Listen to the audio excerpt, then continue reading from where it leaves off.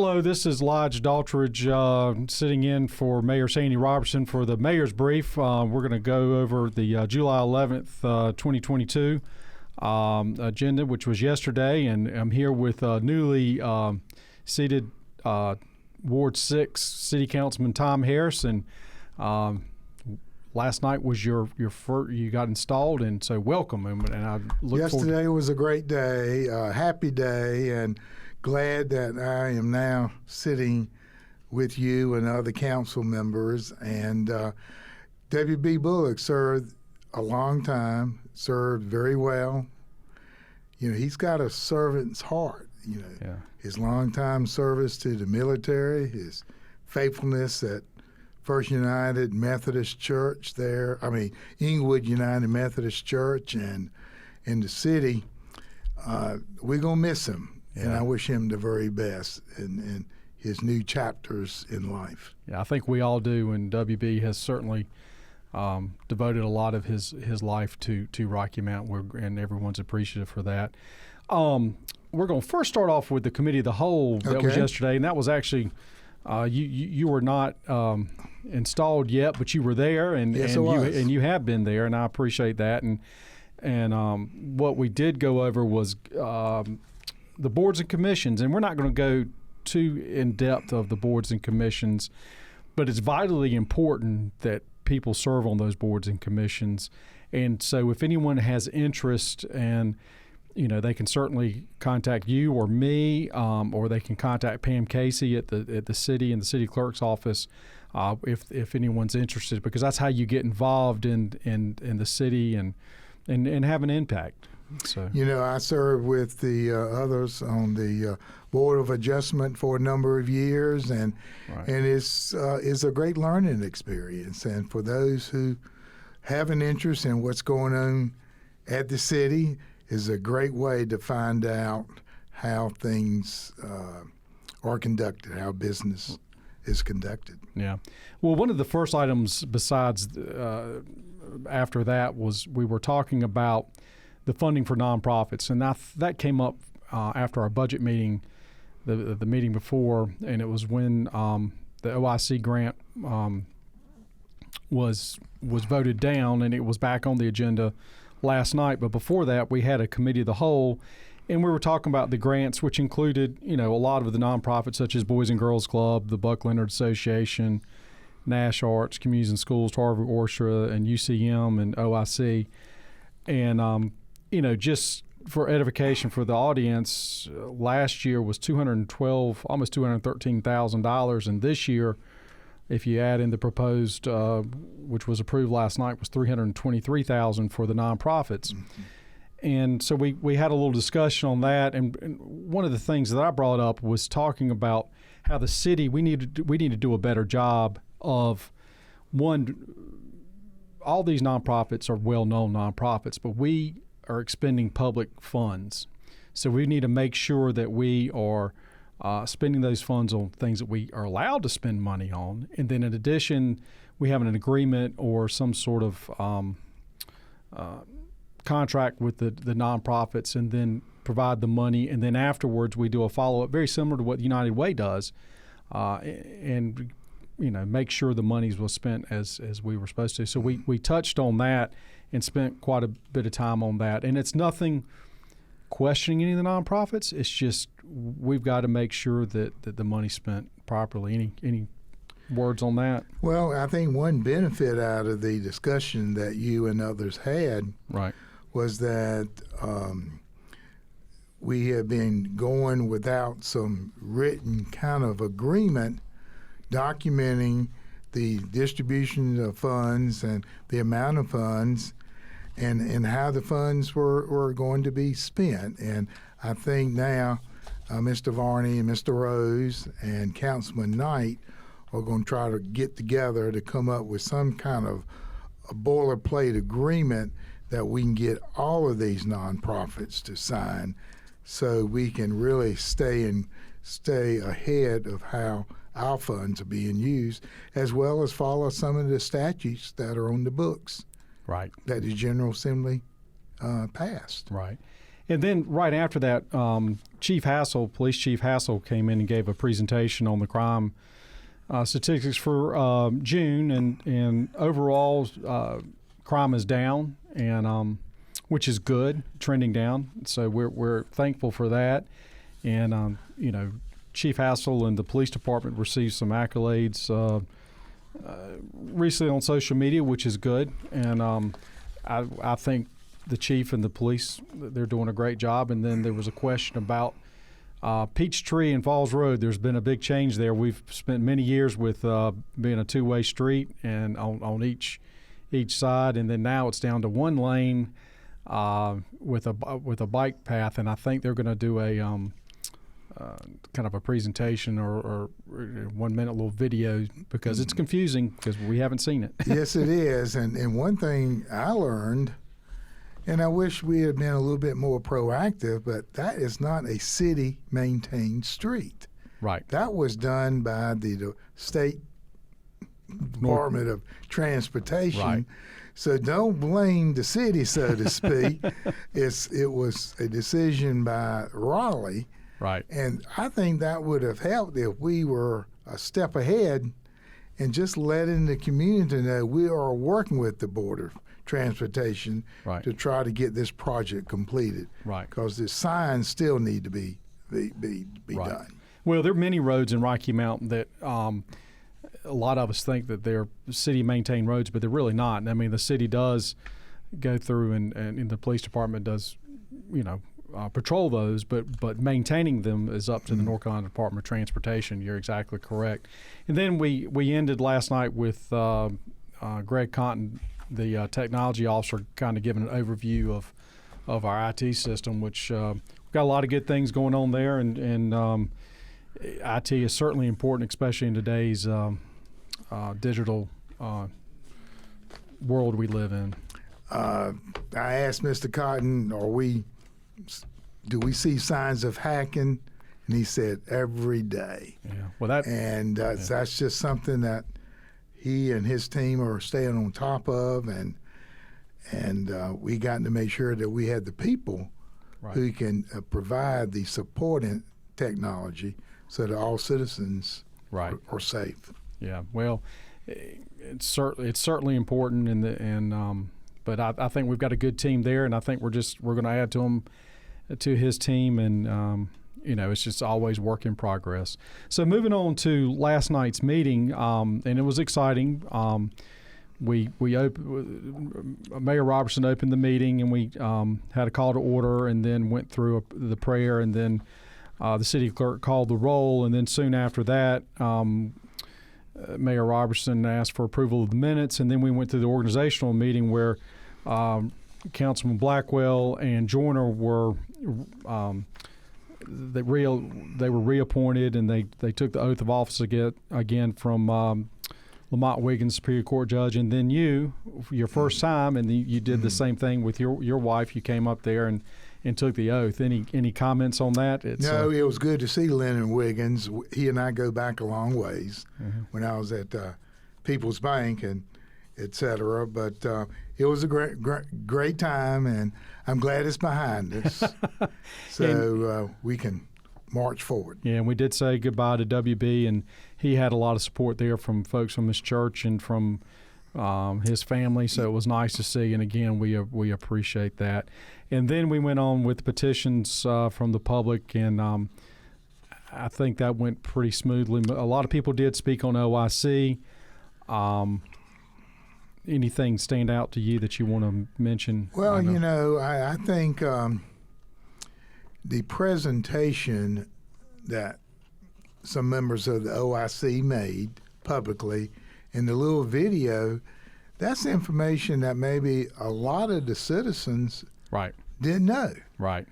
And the more that we can provide information out to the whole community, I think would be most helpful. Right. And then we went through the Land Development Code, which is changes. We have to amend that to match the laws of the state of North Carolina and the federal laws, and a lot of that was through water management and some environmental issues that are regulated that we have to meet. So that was kind of boilerplate. And then we went into the concern with Board of Elections for the runoff, because there's runoff right now for Ward 7, and right now people have to go to Nashville to vote, and there was a concern that we don't have anything here in Rocky Mount, so we did pass a resolution requesting any future runoffs would certainly have a place here in the city of Rocky Mount. And then we went on through a few other things, and we went to the piece number 14 was the OIC piece for the Youth Connect program, and to your point, they did give a presentation, and it was a well thought out presentation, and it was very impressive, and I think they do a lot of good work with those young people. I think they did a great job, and everyone wants to see our youth be provided the tools and resources to better themselves. And obviously, this is a program that does that. Yeah, and one of my concerns, the reason that we went through this last time, I voted against it, was more for the budget and not the program, and I had to reiterate that last night. And then also before it came back into on last night's agenda, I did request from interim manager Peter Varney to find $50,000 that we could take out of the budget so we could appropriate this money, and he was able to find the $50,000. And so I also explained, we don't have the rolling stock for our garbage and then collections, and then we're kind of short on some fire trucks, which is vitally important to the city of Rocky Mount, along with the Denton Street pool. So, we've got to take care of a lot of the basics is my personal concern. And I know you just got on. Any thoughts or concerns that you have, or I don't know if you share those, or if you're fine with how things are going towards that. I think the biggest unknown, and Lige, you have said it over the course of several meetings, is when are we going to have a major hiccup with some of our infrastructure? Right. When is a major water line going to burst? Or when is a road going to deteriorate? Or whatever the case may be. Right. And, we got some old pipes and sewer lines and everything, and we have just got to make sure that we are planning to try to do the very best we can with resurfacing streets or repaving streets or repairing, and be ahead of the curve rather than react when we have a major problem. Right. So, but ultimately, the Youth Connect $50,000 grant was approved by the City Council unanimously, and I think it's worthy to mention that Councilman Blackwell and Knight, who were involved in the OIC, did recuse themselves due to Senate Bill 473, which is required, and I think we need to mention that. So. The next big item, and it was a big item with not much discussion on this, was item 16 about the purchase gas adjustment for natural gas, and it was a significant increase of over 50%, doubling, went from 20 cents a therm to 40 cents a therm just for the period from August 1st to October 31. And so I guess the good thing on that is it's not hitting the residents during the heating period, and the hope is we can go and reduce that rate. We're not making any extra money on it. It's just to cover our expenses. But it's still an increase, and it's going to hit businesses probably more than it will individuals. But businesses also include small businesses such as a restaurant. Right. And restaurants use a lot of gas. So anytime you double your expense is detrimental in some cases, and you have to really adjust. So we don't take it lightly. What are your thoughts on that? Well, that's why I asked Kenneth Hunter several of the questions, and primarily I wanted the residents to know, but also the business and industries know what a typical increase would be. Right. Fortunately for residents, it's not going to be much because of the timing of when this 20 to 40 cents increase will be. But if we're going to pass rate increases on, I want to make sure people will know what is it going to mean to my pocketbook. Right. And that's why I follow up with, how about business and industry? And they're going to see, I think he said a 40% increase? Right. Well, and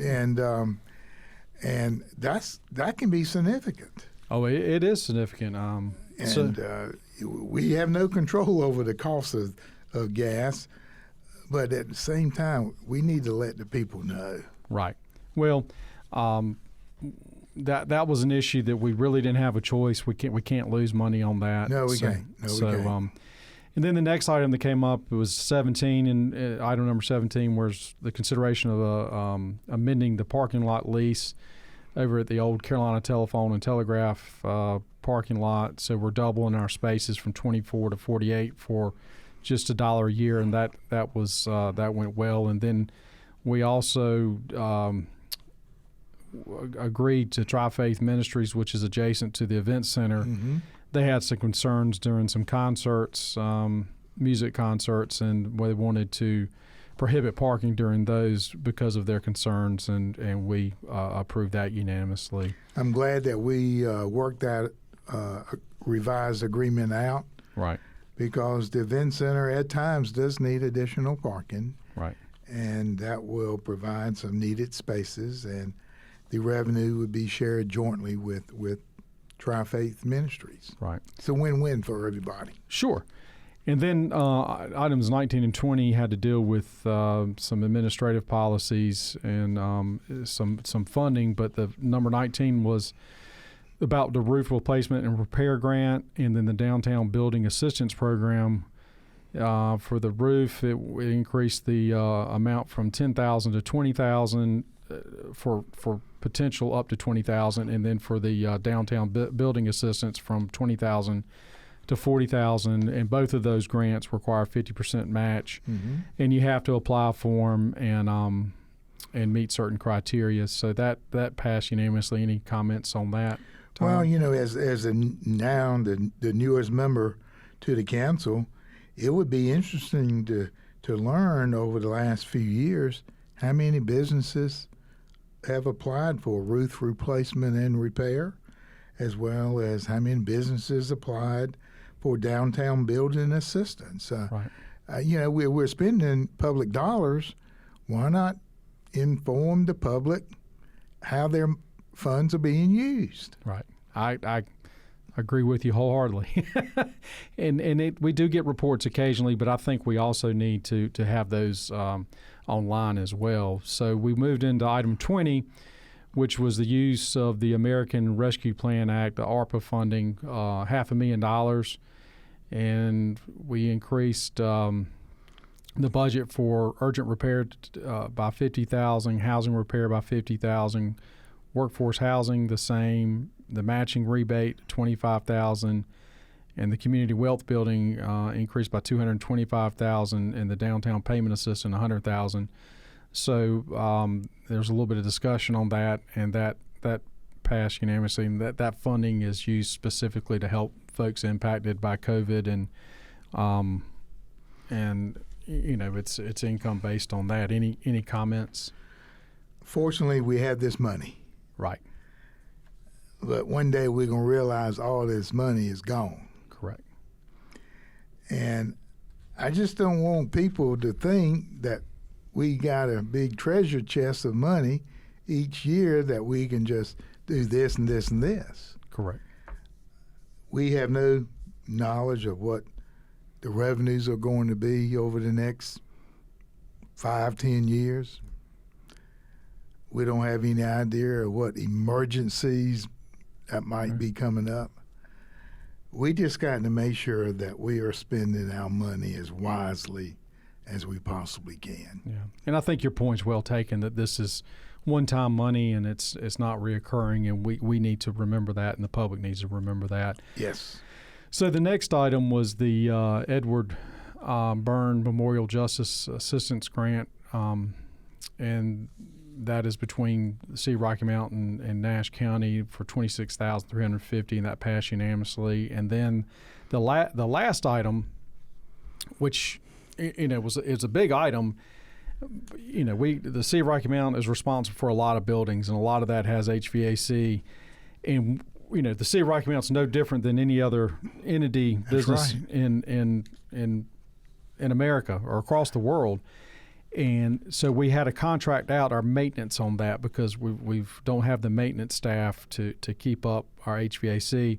And just the cost for year one is $616,000, which included a $200,000 in additional repairs. And year two, it does go down to $576,000 because I think we've had some deferred maintenance that we need to do on our systems because, it's important to have a conditioned space, especially, in Rocky Mount during the summer. And it's just something we had to do, and because we have a lot of property with a lot of equipment. It's something that we have to do, and it's unfortunate that we can't have the staff to do this work. Right. But at the same time, we got a reputable, fine company Sure. doing this, and hopefully they can provide the services that we expect them to deliver. Yeah, I think you hit the nail on the head. It is a reputable company, local company, so that's a good thing. Just a few minutes left. I mean, you're brand new to the city council, and I look forward to serving with you. Any thoughts? 1 or 2 minutes that you have that you'd like to share with folks? Well, I'm definitely going through a learning curve. I'm going to stump my toe or fall down a little bit, and people realize that I'm going to make mistakes, but I promise I will learn from any mistakes. But I want, at the end of the day, that let us work together and be mindful of one another and support one another and do it in a manner that we can bring some good things to the city and to the public. Right. I'm all for Rocky Mount. I've lived here since 1980. I know you are a native of Rocky Mount. I had many chances to move away. But Susan and I elected, no, this is our home. I love it. And we are just on the cusp of hopefully some great, great things happening. And I look forward to being a part of that. Right. And I know you do and others do. We got a bright future, but we got to make sure we do it in a manner that everybody is together. And that's going to be a undertaking, but we can do it. We can do it. We can. We do have a lot of great things going on, and we've got a lot of opportunities from economic items that are on the cusp of coming, mm-hmm. and so that's exciting. And we have a lot of things with the new city manager coming in, right. and opportunities there. So we're going to have a lot of work to do, but I think everyone's up to the mm-hmm. challenge, and I think it's important for everyone to know that it's not just 7 people and the mayor that run this city. We work for the people, and that's right. And so, if anybody has any ideas or thoughts, they need to contact us mm-hmm. and share those because, we don't know everything, and a lot of people have some great ideas and great thoughts. So, but Tom, I'm grateful that you decided to run and you were able to be successful and on the city council, and I look forward to working with you. Well, thank you. And one last comment is, I look forward now when y'all go into closed sessions to be a part of the closed sessions, especially when it pertains to business opportunities and things that will make this city and this area prosper. That's right. All right. Thank you. Thank you.